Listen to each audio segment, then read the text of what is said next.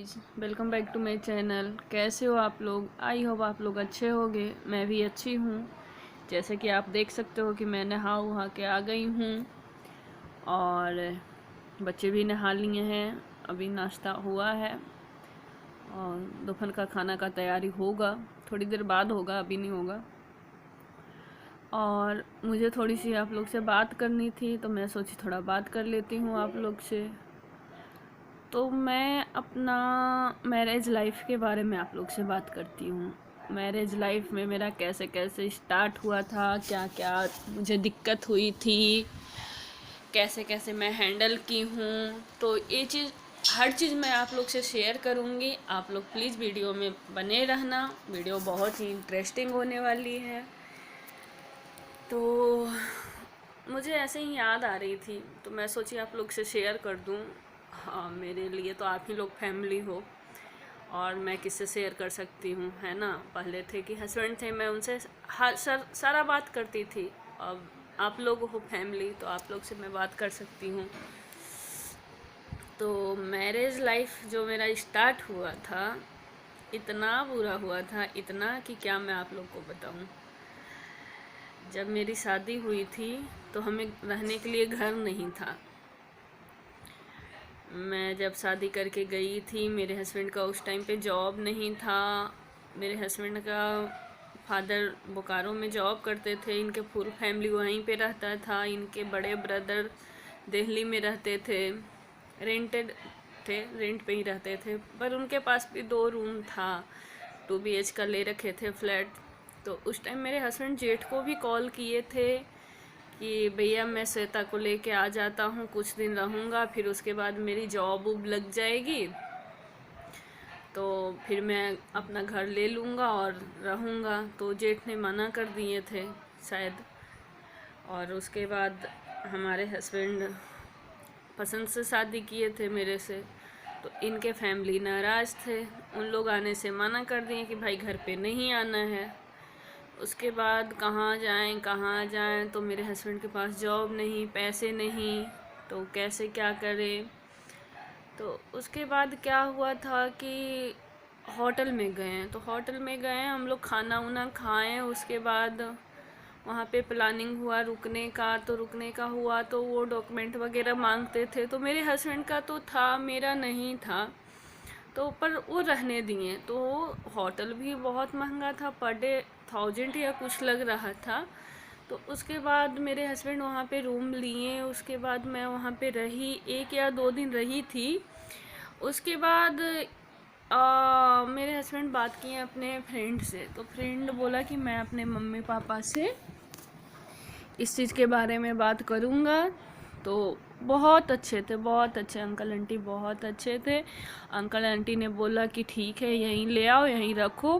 फिर इनके फ्रेंड गाड़ी लेकर आए थे। उसके बाद मैं गई थी उनके घर पे। उनके घर पे ही मैं 1-2 महीना सा रही थी। बिल्कुल अपने घर की तरह, बिल्कुल अपने बहू की तरह मानते थे लोग, और बिल्कुल अपने घर की तरह मैं वहाँ पे रही थी अंकल आंटी के घर पे। फिर उसके बाद मतलब मुझे ऑड सा लगने लगा कि यार किसी के घर पे कितना लंबा रुक सकती हूँ मैं, इनके मम्मी पापा मान नहीं रहे हैं। फिर मैं अपने हस्बैंड से बोली कहीं एक रूम ले लो जिसमें हम दोनों रहेंगे। फिर मेरे हस्बैंड क्या किए कि वहीं पे पास में अंकल आंटी के पास में ही, अंकल आंटी ही दिलवाए थे रूम, वहीं पे रहने लगे। थोड़ा बहुत बर्तन अपने मम्मी पापा से मांग के लाए थे, गैस चूल्हा छोटा वाला ख़रीदे थे, छोटी छोटी हर बर्तन थोड़ा बहुत ख़रीदे थे, कुछ कुछ इनके मम्मी दी थी। उसके बाद क्या हुआ कि 1 महीना सा वहाँ पे हम लोग रहे। उसके बाद इनकी मम्मी को कुछ प्रॉब्लम हुआ था, जिससे उनको ऑपरेशन लिखा था डॉक्टर ने, उनसे चला नहीं जाता था, ऐसा कुछ प्रॉब्लम था। और उनके घर में कोई काम करने वाली थी नहीं, बड़ी बहू थी तो नोएडा थी, और बेटी थी तो ससुराल थी, तो कौन करे। तो फ्री का मुंडा मैं मिली थी, तो उस टाइम उन लोग एग्री हो गए कि भाई उसे ले आओ, कम से कम घर में रहेगी तो काम वगैरह तो करेगी ना। फिर उसके बाद मेरे हस्बैंड बोलने आए कि भाई मम्मी बुलाई है, सो चलो वहीं पे अब चलेंगे, अपने घर में ही रहेंगे। सो हम लोग को यहाँ दिक्कत भी बहुत ज़्यादा होता है। फिर मुझे डर सा भी लग रहा था, अंदर से बहुत ज़्यादा मैं डर रही थी कि पता नहीं उन लोग कैसे टॉर्चर करेगा, क्या करेगा। वही चीज़ हुआ भी मेरे साथ, वही हुआ मेरे साथ। उसके बाद मैं चली गई, 2-4 दिन अच्छा बिहेव हुआ मेरे साथ। उसके बाद धीरे धीरे अपना रूप रंग सब दिखाने लगे। भाई दहेज लेके नहीं आई, तेरा बाप ऐसे शादी कर दिया, तुझे कुछ नहीं सिखाया, ये नहीं किया। बहुत तरह की टॉर्चर होती थी। बट मेरे हस्बैंड एनी टाइम मेरे साथ थे, एनी टाइम बहुत सपोर्ट करते थे। जब मैं ना खाना बनाती थी तो कुछ जल जाता था तो मैं बहुत डर सी जाती थी कि इनकी मम्मी की बोलने की आदत बहुत ज़्यादा थी, बहुत बोलती थी, तो डर सी जाती थी। तो मैं बोलती थी अब तो मुझे बहुत डांट खाना पड़ेगा, बहुत सुनाएगी। तो उसके बाद मेरे हस्बैंड क्या करते थे ना, वो खाना को पॉलीथीन में लेके पैकेट में डाल के फेंक आते थे, फिर मैं दूसरा कुछ बना लेती थी फटाफट। तो मेरे हस्बैंड बहुत सपोर्ट मेरे करते थे। फिर वहाँ भी रही, वहाँ पे मेरे हस्बैंड का इनकम कुछ भी नहीं था। उसके बाद मेरे हस्बैंड दिल्ली चले गए तो उसके बाद वहाँ पे काफ़ी टाइम इंटरव्यू वगैरह दिए, तो 2 महीना सा हो गया था, 3 महीना सा, तब मेरे हस्बैंड का वहाँ पे जॉब लग गई। तो जॉब लगी, उसके बाद इनका सैलरी भी नहीं आया था, मेरे हस्बैंड का फर्स्ट सैलरी भी नहीं मिला था। अब मैं बहुत परेशान रहती थी, बहुत रोती थी कॉल कर करके कि मुझे मन नहीं लगता है, आपके पेरेंट्स ऐसे बोलते हैं, ऐसे टॉर्चर करते हैं। ये लोग बहुत टॉर्चर करता था लोगों, जितना काम होता था मैं काम भी पूरा कर देती थी, लेकिन टॉर्चर बहुत करता था। तो उसके बाद मेरे हस्बैंड का सैलरी नहीं मिला था। अपने फ्रेंड लोग से मेरे हस्बैंड बात किए तो उन लोग सपोर्ट किया, कुछ पैसे उसे दिया और बोला कि जैसे तुम्हारे पास होगा तो वापस कर देना। फिर मेरे हस्बैंड रिजर्वेशन करवा दिए आने के लिए, मेरा और मेरा भाई का।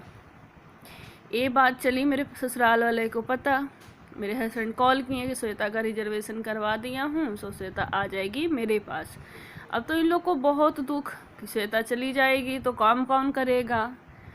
तो भाई एक तो नौकरानी थी श्वेता उस घर में, बोलती थी नहीं, इसलिए नहीं बोलती थी कि नई नई बहू हूँ, क्या बोलूँ, क्या इन लोग से मुंह लगाऊँ, और मुझे अच्छा नहीं लगता था, इन लोग का बिहेव बिल्कुल मुझे नहीं पसंद था। तो उसके बाद ऐसे रात में मेरी सास जानी, दूसरे दिन मुझे जाना है, रात में मेरी सास जानी।